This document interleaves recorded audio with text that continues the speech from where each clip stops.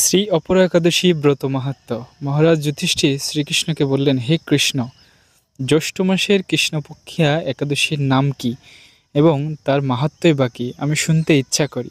আপনি অনুগ্রহ করে তা বর্ণনা করুন। তখন শ্রীকৃষ্ণ বললেন, হে মহারাজ, মানুষের মঙ্গলের জন্য আপনি খুব ভালো প্রশ্ন করেছেন।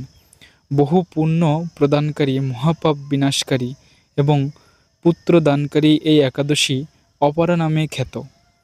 এই ব্রত পালনকারী ব্যক্তি জগতে প্রসিদ্ধ লাভ করে।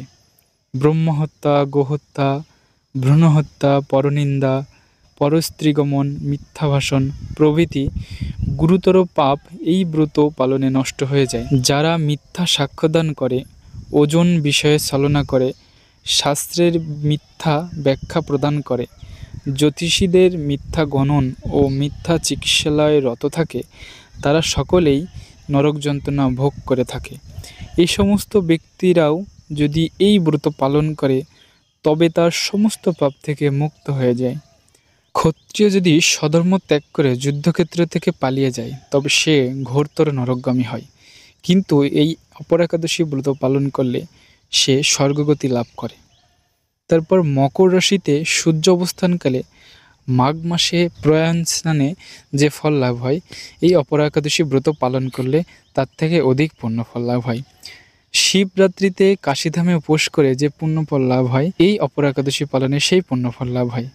গয়াধামে বিষ্ণুপাদ পদ্মে পিণ্ডদান করলে যে ফল পাওয়া যায়, এই অপরা একাদশী ব্রত পালন করলে সেই পুণ্যফল লাভ হয়। সিংহ রাশিতে বৃহস্পতির অবস্থানে গৌতম নদীতে স্নান, কুম্ভে কেদারনাথ দর্শনে, বদকী আশ্রম যাত্রায় এবং বদ্রীনারায়ণ সেবায়, সূর্যগ্রহণের কুরুক্ষেত্রের স্থানে যে পুণ্যফল লাভ হয়, এই অপরা একাদশী ব্রত পালন করলে সেই পুণ্যফল লাভ হয়।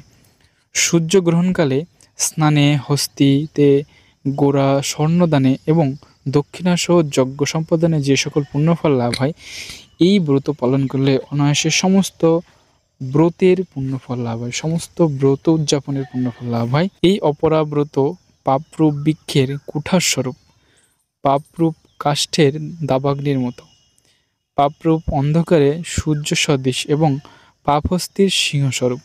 এই ব্রত পালন না করে যে ব্যক্তি জীবনধারণ করে, জলে বুদ্বুদের মতো তার জন্মমৃত্যু কেবল সার হয়। অপরা একাদশীতে উপোস করলে, শ্রী বিষ্ণু পূজা করলে সর্বপাপ মুক্ত হয়ে বিষ্ণুলোকে গমন হয়।